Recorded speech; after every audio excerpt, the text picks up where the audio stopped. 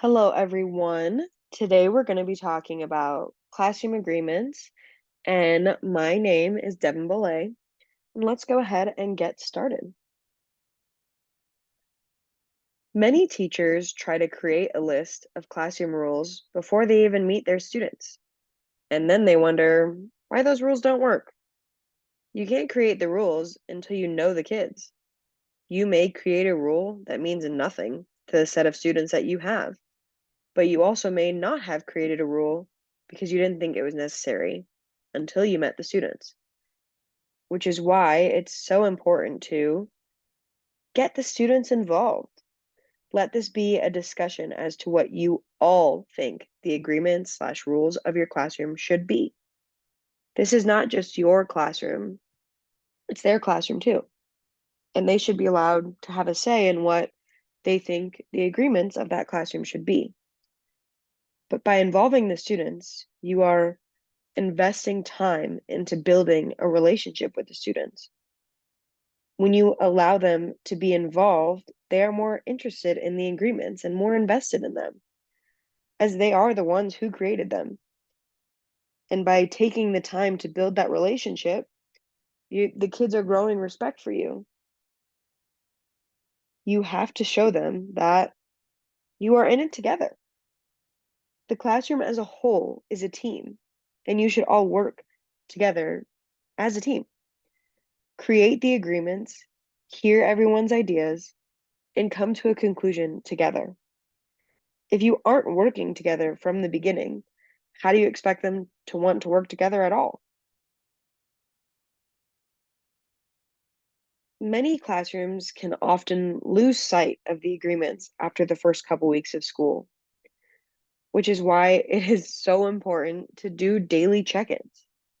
Refer to this list of agreements as often as you can to ensure the students, or sorry, as often as you can to ensure the students will follow them. If you do not check in to the agreements, they will eventually just become a decoration on your wall. And people or the students will forget that they were there and that they were a list of agreements. What are some other ways that you can ensure that the students will remember these agreements? Positive reinforcement. Praise the students when they are following the agreements. Some teachers can often only focus on the negative and only talk to the students when they are breaking one of the agreements. But they should be praised when they are following them. Students are more likely to follow the agreement if they are reminded that they are doing a good job.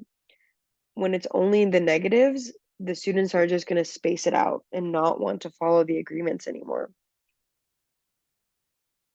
Now, some of you may be thinking that classroom agreements is only going to work in an elementary school, but I think you should think again. Classroom agreements is for all grade levels. These agreements can be made in each class, no matter what age. For the secondary level, you may have less agreements, but they are still just as valuable. It's important to be open-minded about classroom agreements and show your students that it doesn't matter how old you are, that there's some agreements that we can all come together and have in our classroom to make it a better day each day. But it's also important to remember that these agreements aren't permanent. You want to check in with the kids after the first few weeks of school and figure out what's working, what's not working, what should we change? Could we add an agreement? Could we take away one? And it's you want to encourage the students to have these discussions. Allow them to be a part of the process.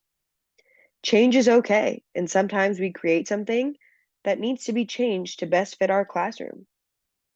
It's not going to be perfect the first time you do it, and that's what's so important to remember.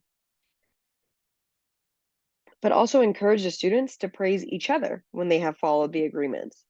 Hearing from your classmate can be much more meaningful than hearing from your teacher. Your teacher should be praising you majority of the time, but sometimes your classmates might not. And when you hear that, that can change your whole day. So encourage the students to be there for each other. But the most important thing that you need to remember is have fun. Don't let this agreement become a negative impact on your classroom. If you only use it in a negative way, the students aren't going to respond. School is supposed to be a fun and safe place for the students, and it's important to not lose sight of that. Show the kids that there can be a list of rules, agreements, whatever you want to call them, and it can still be a fun place. Rules and agreements doesn't mean that it's a bad thing, and I think so many kids have a negative outlook on it. So I hope today you learned something a little bit more about classroom agreements and can implement this in your classroom in a positive way. And I hope you have a great school year and continue these steps every year. And if you already have the agreements in place, think of some of the things that we talked about today and how you can change it. Or if you're already doing it great, great. But I hope you guys enjoyed listening to this today, and I hope you have a great rest of your day. Thanks. Bye.